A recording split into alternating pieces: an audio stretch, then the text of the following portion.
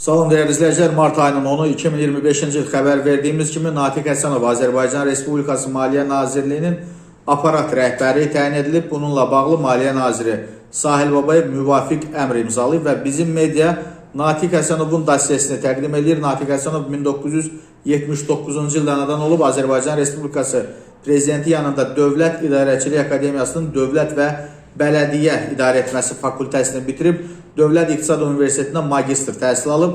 2008-2011-ci illərdə İqtisadiyyat Nazirliyində sahibkarlığın inkişafı siyasəti şöbəsində məsləhətçi, 2011-12-ci illərdə İqtisadiyyat Nazirliyinin İqtisadi Siyasət, Təhlil və Proqnozlaşdırma şöbəsində qeyri-neft sahələrinin inkişafı sektorunun müdiri vəzifələrində çalışıb və 2012-18-ci illərdə İqtisadiyyat Nazirliyinin dövlətlərarası iqtisadi əməkdaşlıq şöbəsinin müdiri, 2018-ci ildən isə kiçik və orta biznesin inkişafının, yəni KOBİA'nın idarə heyəti sədrinin birinci müavini vəzifəsində çalışıb.